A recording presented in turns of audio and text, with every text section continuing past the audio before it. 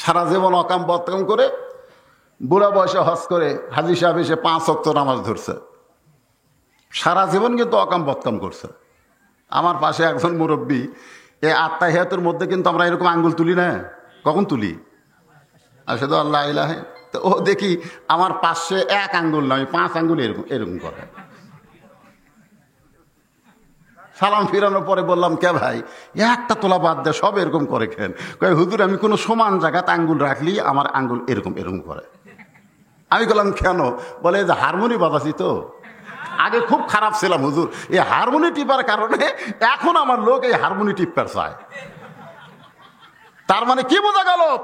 যৌবন বয়স নষ্ট পথে ছিল, বুড়া বয়সের ভালো হওয়ার কোনো চান্স নাই। তখন বুড়া বয়সে হজ করে মসজিদ থেকে বের হয় না, 5 ওয়াক্ত নামাজ ধরছে। ওই পাড়ার একজন ছেলে, যেরকম আপনাদের পাড়ার একজন ছেলে বউক মারার কারণে এখন কুতি আছে, আছে না নাই? এখন আছে না নাই? আছে। তো ওই ছেলেটা ওই বইয়ের কারণে আর বাপের সাথে গন্ডগোলের এক পর্যায়ে বাপকে ধাক্কা মারছে। যেই ধাক্কা মারছে বাপ চিন্তা করে কিনা আমার ছেলে আমাকে ধাক্কা মারলো, স্ট্রোক করছে, করে মারা গেছে। ছেলের ধাক্কায় বাবা স্ট্রোক করে মারা গেছে।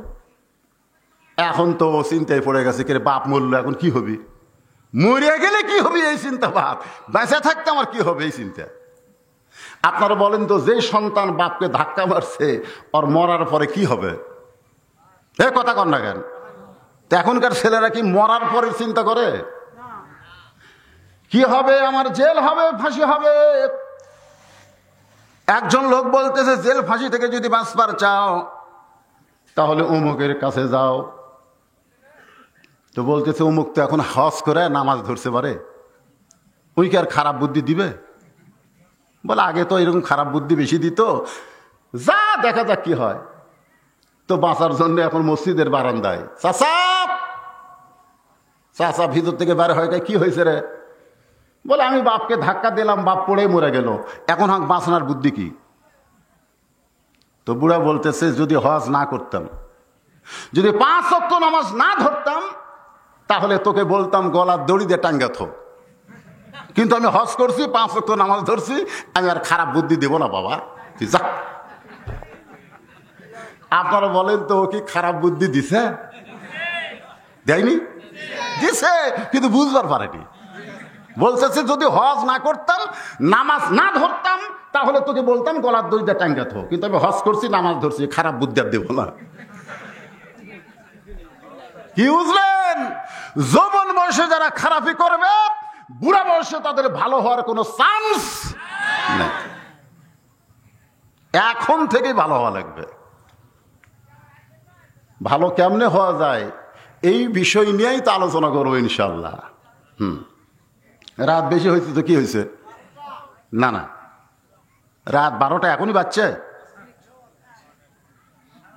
না না, সারা রাতও চলবে না, আবার 12টা পর্যন্ত হবে না। মোটামুটি এই আয়াতের উপরে আপনাদের সামনে আলোচনা হবে। এখন যুদ্ধ অপরাধীকে যখন খুঁজতেছে, কি অপরাধী, ওই কয়টা মারার দরকার আছে না নাই? যারাকে নাম কইলাম আমি, মারার দরকার আছে না নাই? আছে। আল্লাহ রাসূল বললেন, রে সাহাবীরা,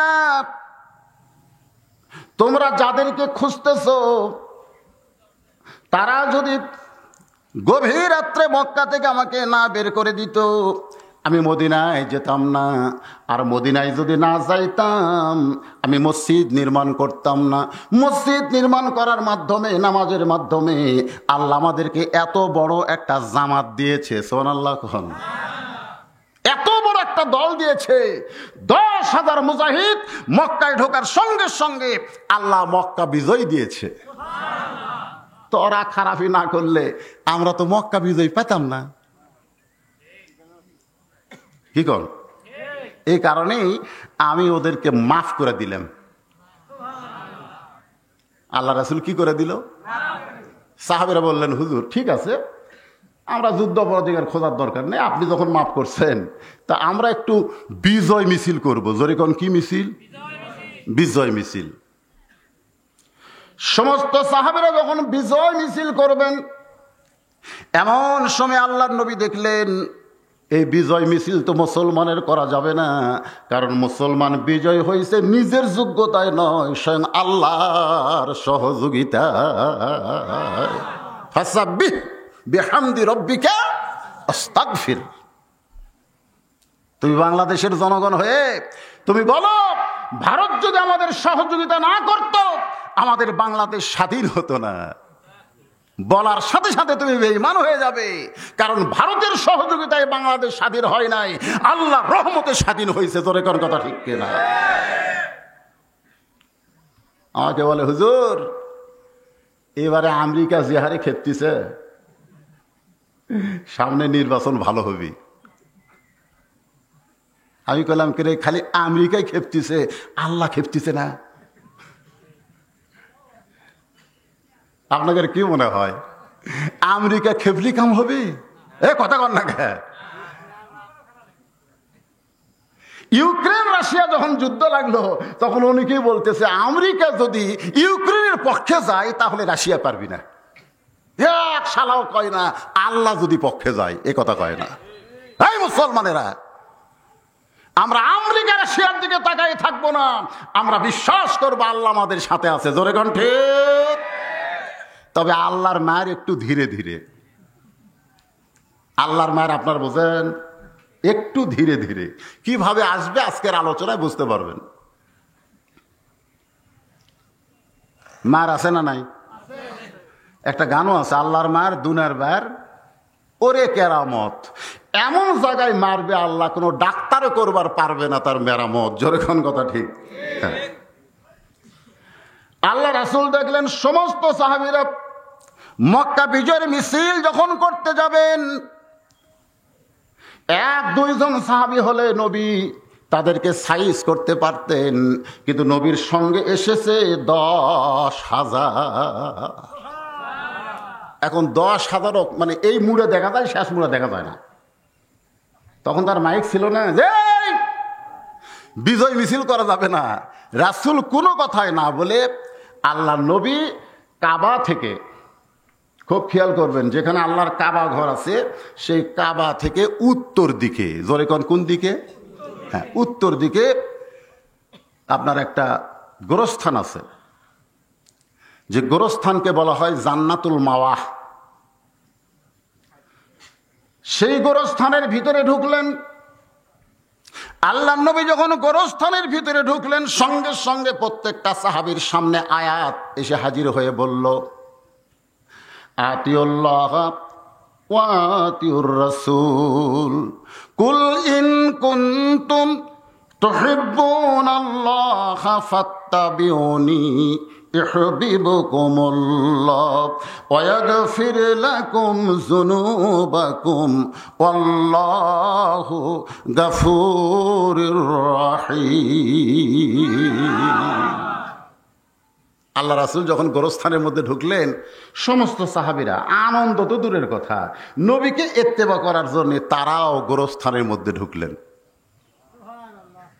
এখন আপনাদেরকে নিয়ে আমি গোরস্থানের ভিতরে ঢুকতেছি। গোরস্থান বোঝেন? রেল স্টেশন বগুড়ায় গিয়ে এক মেয়ে শুনতেছে যে গাড়ি একটার জায়গায় 3টায় আসবে। কয়টায়? 3টার সময় আসবে। তখন বলতেছে আজকে গাড়ি যখন এত লেট, তো বসার জায়গা কোথায়? তখন একজন পয়েন্টম্যান বলতেছে ওই যে ঘর, ওটা হলো মহিলাদের বসার জায়গা। তো ঘরে কেউ বসে না, কেউ বসবে কেন? কারণ স্টেশনে আসে, গাড়ি পায়, চলে যায়। কিন্তু আজকে যে 2 ঘন্টা লেট হওয়ার কারণে মেয়েটা ঘরের মধ্যে যায়, দেখে মাকড়াসের ভাষা, ময়লা টয়লা দিয়ে গোটা ঘর জাম। তো এখন এই অবস্থায় তো বসা যায় না। তো মেয়েটা ঘর পরিষ্কার করা শুরু করছে। পরিষ্কার করে মেয়েটা যখন বসবে ঠিক তখনই গাড়ি চলে আসে। কেবল বসার সাইজ নিচ্ছে, ইতিমধ্যে গাড়ি চলে আসে। মেয়েটা কয় হায় রে হায়, কত কষ্ট করে পরিষ্কার করলাম, আমার বসার চান্সই হলো না। আজকে যারা দুনিয়া দুনিয়া করতেছেন, আপনি দুনিয়া সাইজ করে কেবল একটু শোবার যাবেন, তখনই কবরত যাওয়া লাগবে। জোরে কোন কথা ঠিক কিনা? এই জন্য একটা গান আছে, চলতে পথে 2 দিন থামিলাম, যাবার কালে একজন আরো দেখা না পাইলাম। ও আমার সাদের মালা যাই রে ছিঁড়ে, রইব না আর বেশি দিন তোদের মাজারে। ডাক দিয়াছেন, এই দয়ালটা বাদ দিবেন, হ্যাঁ আল্লাহ আমারে কবেন, কারণ দয়ালকে